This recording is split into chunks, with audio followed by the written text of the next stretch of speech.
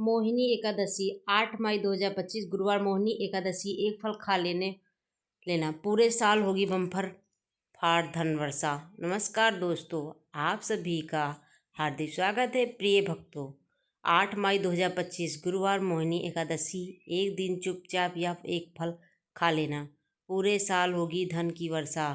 भक्तों, वैशाख महीने की यह मोहिनी एकादशी कोई साधारण एकादशी नहीं है।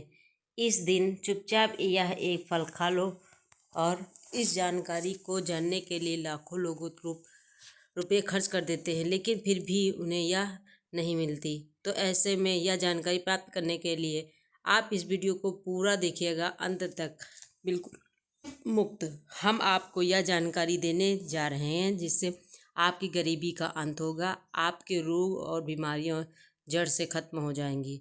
प्रिय भक्त, हमारे जीवन में जो स्थितियां होती हैं, चाहे वह होली हो, दीपावली हो या एकादशी हो, वे अपने आप में खास होती हैं। वैसे ही वैशाख के पवित्र महीने में आने वाली एकादशी अति विशेष होती है और इस बार मोहिनी एकादशी अपने आप में शुभ संयोग लेकर आई हैं। ऐसे में यह विशेष उपाय जरूर कर लीजिए भक्तों, लेकिन उससे पहले आपसे एक छोटी सी रिक्वेस्ट है कि इस वीडियो को पूरा अंत तक देखिएगा, बिल्कुल भी मिस मत कीजिएगा, क्योंकि यह जानकारी बहुत ही जल्द ज़्यादा अनमोल है। और वीडियो को अन्य लोगों तक के साथ शेयर कर दीजिएगा ताकि दूसरों को का भी भला हो सके।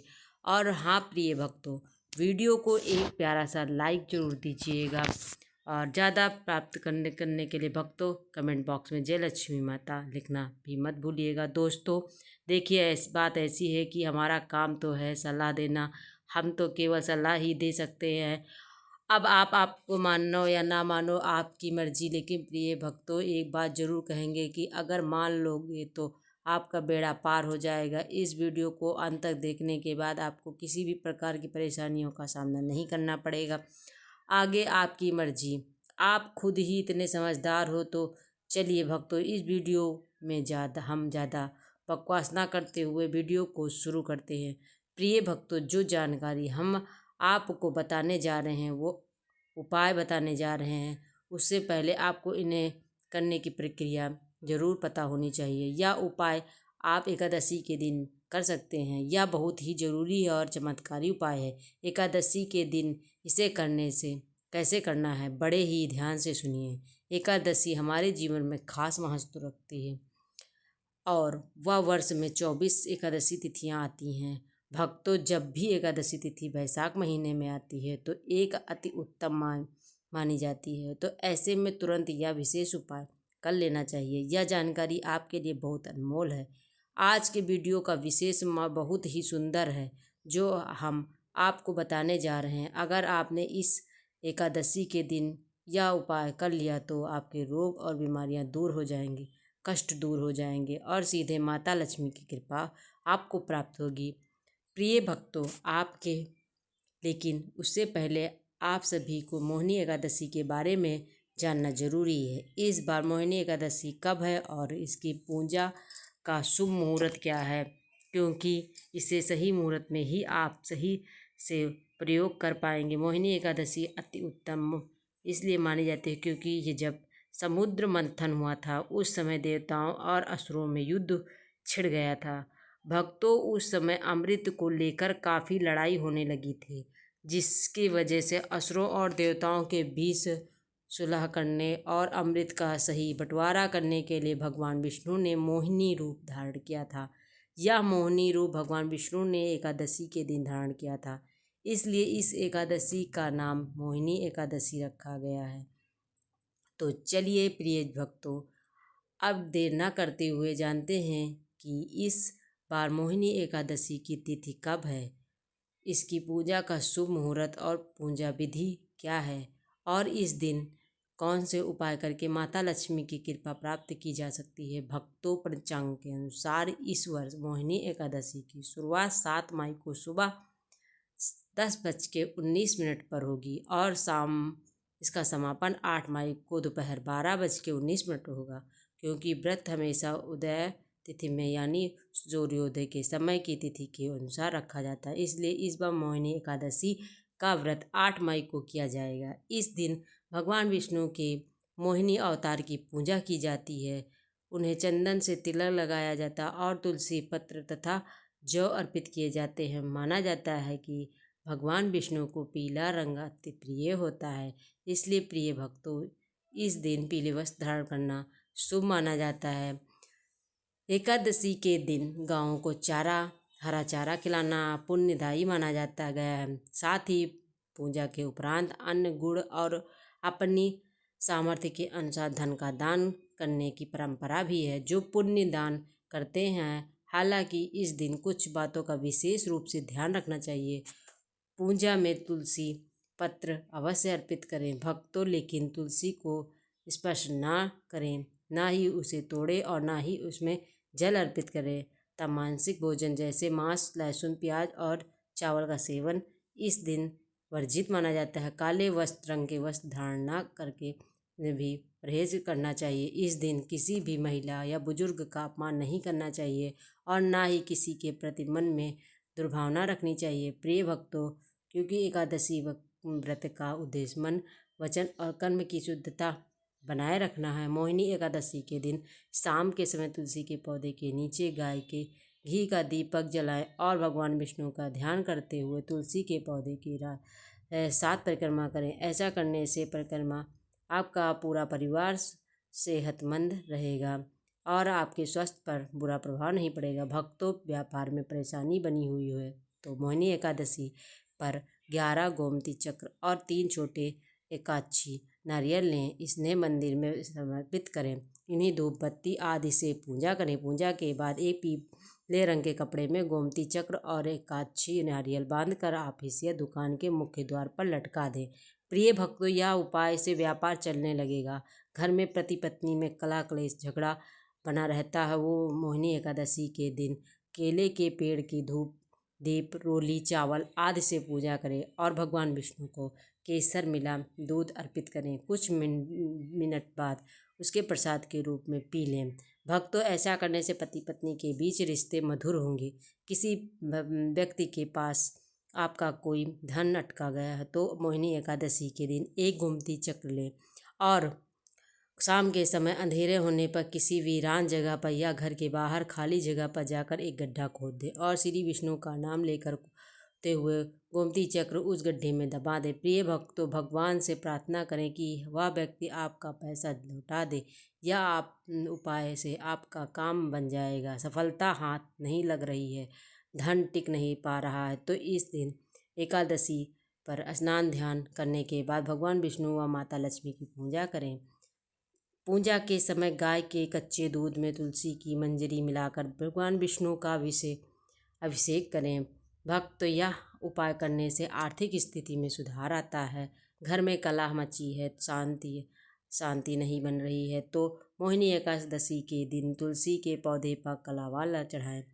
इससे घर में नकारात्मक ऊर्जाओं का प्रभाव कम हो जाता है, जिससे सुख समृद्धि और नकारात्मक ऊर्जाओं का संचार होता है। नौकरी या व्यापार में अगर बहुत प्रयास के बाद भी विघ्न बाधा आ रही है तो मोहिनी एकादशी पर तुलसी के पास 11, 21, 51 दीपक लगाकर तुलसी चालीसा पाठ करें। प्रिय भक्तों, मानता है कि ऐसा करने से बाधाएं दूर होती हैं, परंतु प्रयास के बाद भी वैवाहिक जीवन सुखमय नहीं है चल रहा है तो मोहिनी एकादशी के दिन तुलसी के पौधे को 11 श्रृंगार की सामग्री अर्पित करें। यह बहुत ही लाभकारी है। इससे वैवाहिक जीवन में खुशहाली आती है और अखंड सौभाग्य का आशीर्वाद मिलता है। भक्तों, जब जानते हैं इसे खास चीज़ के बारे में जो मोहिनी एकादशी के दिन जरूर से खा लेना चाहिए। साल धन की वर्षा होती है। चुप रहो।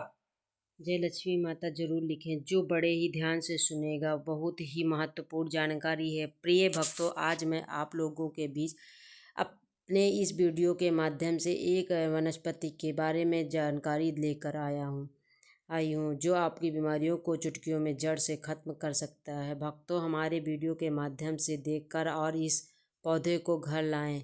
यह हमारे लिए बहुत ही ज़्यादा कीमती पौधा है। इस पौधे को पाने के लिए बड़े बड़े आयुर्वेदाचार्य देखने को तरसते हैं, क्योंकि यह पौधा बहुत ही ज़्यादा कीमती और दुर्लभ। यह पौधा जिसके मिल जाए वह समझ जाना उसके दिन की गरीबी, दरिद्रता, दुख, तकलीफ इत्यादि कष्ट सब समाप्त हो जाएगा। प्रिय भक्तों, आइए जानते हैं इसका नाम। तो इसे भेड़ा के नाम से भी जाना जाता है। इसमें भगवान विष्णु का वास माना जाता है और साथ साथ आयुर्वेदिक से भरा हुआ होता है। भक्तों, इस पौधे के बारे में ज़रूर सुना होगा और इसके फल भी खाए होंगे। प्रिय भक्तों, आइए जान लेते हैं भेड़ा के बारे में थोड़ी सी जानकारी। उसके बाद जानेंगे इससे मिलने वाले आयुर्वेदिक फ़ायदे और चमत्कारी उपयोग के बारे में। भक्तों, क्या आप जानते हैं कि भेड़ा क्या है या भेड़ा का उपयोग किस चीज़ में किया जाता है? अगर आप नहीं जानते हैं तो यह जान लीजिए कि भेड़ा का तेल बालों को काला करने के लिए उपयोगी माना जाता है। आग से जलने के कारण हुआ घाव पर भी भेड़ा का तेल बहुत ही ज़्यादा लाभकारी होता है। प्रिय भक्तों, भेड़ा वात, पित्त और कफ तीनों दोषों को दूर करता है, लेकिन इसका मुख्य उपयोग कफ प्रधान विकारों में होता है। यह आँखों के लिए हितकारी, बालों के लिए पोषक होता है। इतना ही नहीं, थोड़ा भेड़ा असमय बाल पकने, गला बैठने, नाक संबंधी रोग, रक्त विकार, गंठ रोग तथा हृदय रोग से फायदेमंद होता है। भेड़ा कीड़ों को मारने वाली औषधि है। भेड़ा मोतियाबिंद को दूर करती है। इसकी छाल खून की कमी, पीलिया आदि सफ़ेद कुष्ठ और लाभदायक है। इसके बीज कड़वे, नशा लाने वाले, अत्यधिक प्यासे, उल्टी तथा दमा रोग का नाश करने वाले होते हैं। प्रिय भक्तों, मैं जानकारी विस्तार से नहीं इस वीडियो में बताऊंगा, तो वीडियो पूरा अंत तक जरूर देखिएगा। भक्तों, आइए अब जान लेते हैं कि भेड़ा क्या है, यह किस प्रकार का होता है। भेड़ा त्रिफला का एक अंग है। वह बसंत ऋतु में इसके पत्ते झड़ जाने के बाद इस पर तांबे के रंग के नई टहनी या शाखा निकलती है। गर्मी के आगमन तक इसकी टहनियाँ या शाखा के साथ फूल खिलते हैं। बसंत के पहले तक इसके फल पक जाते हैं। भेड़ा के फल का छिलका कफनाशक होता है। प्रिय भक्तों, यह कंठ और सांस की नली से जुड़ी बीमारियों पर बहुत असर करती है। इसके बीच दर्द और सूजन कम करते हैं। भक्तों, अब इसके बाद जानते हैं इसे अन्य भाषाओं में और किस किस नाम से जाना जाता है। हिंदी में इसे हल्ला भेड़ा। भक्तों, इसका वनस्पति नाम है टर्मेनिलिया वेलेरिका। अमेरिका में भूतवासा भी विभितक, उर्दू में बहेरा इत्यादि नाम से जाना जाता है। प्रिय भक्तों, आप हमारे वीडियो को कौन से राज्य से देख रहे हैं और इसे आपके यहाँ किस नाम से जाना जाता है, हमें कमेंट करके ज़रूर बताइए। और मित्रों, कमेंट में जय लक्ष्मी माता ज़रूर लिखना। भक्तों, जानकारी बताने से पहले आपसे एक निवेदन है। हमारे देश भारत में जड़ी बूटी पेड़ पौधे की जानकारी समाप्त हो रही है। हम आपसे इस चैनल के पर पेड़ पौधे की जानकारी को पुनः भारत में यूट्यूब पर जड़ी बूटी की जानकारी को लोग समझें और अपनाएं। प्रिय भक्तों, अब तक आपने जाना कि भेड़ा के कितने नाम हैं। अब जानते हैं इससे मिलने वाले आयुर्वेदिक फायदे और चमत्कारी प्रयोग के बारे में। तो आयुर्वेदिक प्रयोग को कुछ इस तरह प्रकार से है। भक्तों, पहला है बालों के रोगों के लिए। जैसे बहुत से ऐसे लोग होते हैं जिनकी उम्र से पहले बाल पक जाते हैं, सफ़ेद पड़ जाते हैं या फिर बाल टूटने लगते हैं, तो आप भेड़ा का इस प्रकार से प्रयोग करके बाल को रोगों से छुटकारा पा सकते हैं। तो इसके लिए आपको भेड़ा के फल की भीगी का तेल आपने बालों में लगाना है। प्रिय भक्त, मेंगी किसे बोला जाता है? तो इसके फल के अंदर जो छोटा सा बीज होता है उसे मेंगी कहते हैं। तो इसके तेल को आपने बालों पर लगाना है। इससे बालों का झड़ना, बालों का टूटना इत्यादि सब समाप्त हो जाता है। भक्तों, भेड़ा के फल का मेंगी आपको मार्केट में मिल जाएंगे, तो आप इसका उपयोग कर सकते हैं। इसके बाद आँखों के रोग भी बेहद उपयोग में कर सकते हैं। प्रिय भक्तों, आँखों के रोग के लिए मैं बारी बारी से दुर्लभ प्रयोग बता रहा हूँ, ध्यान से सुनना। जो तो भेड़ा और शक्कर के बराबर मात्रा में मिश्रण का सेवन करने से आँखों की ज्योति को बढ़ाता है। बोलते हैं कि हमारी आँखों की रोशनी बढ़ाने के लिए क्या करें, तो आप इस प्रयोग को करके अपने आँखों की ज्योति बढ़ा सकते हैं। भक्तों, भेड़ा की छाल को पीस कर शहद के साथ मिलाकर लेप करने से आँखों का दर्द नाश होता है हो जाता है। भेड़ा की मेंगी के चूर्ण को मधु यानी शहद के साथ मिलाकर काजल की तरह लगाने से आँख के दर्द तथा सूजन आदि के लाभ होता है। प्रिय भक्तों, इसके बाद बहुत ही बच्चों में यह देखा जाता है कि लार बहने की समस्या। जी हाँ भक्तों, जिस बच्चों को इस प्रकार की समस्या है उस बच्चों को 2.5 ग्राम की मात्रा में भेड़ा और उतनी ही मात्रा में शक्कर को लेकर दोनों को अच्छी तरह से मिक्स कर लें। इसे कुछ दिन तक खाने से अधिक लार बहने की परेशानी ठीक हो जाती है। यह समस्या बड़े लोगों में भी देखने को मिलती है, तो इस प्रयोग को करके लार बहने की समस्या से छुटकारा पा सकते हैं। प्रिय भक्तों, इसके बाद दमा रोग में भेड़ा और हरदर्द की छल को बराबर मात्रा में लेकर चूर्ण बना लें। इसे 4 ग्राम की मात्रा में सेवन करके दमा और खांसी में लाभ होता है। भक्तों, भेड़ा के बीज रहित यानी इसके फल से बीज को निकालकर फल के 3 से 6 ग्राम छिलके को मुंह में रखकर चूसने से खांसी या दमा रोग लाभ होगा। भेड़ा के फल की छाल के चूर्ण को 10 ग्राम की मात्रा में इससे अधिक मात्रा में शहद मिलाकर लें, जिससे चाटने से दमा की गंभीर बीमारियां तथा हिचकी भी शीघ्र लाभ होगा।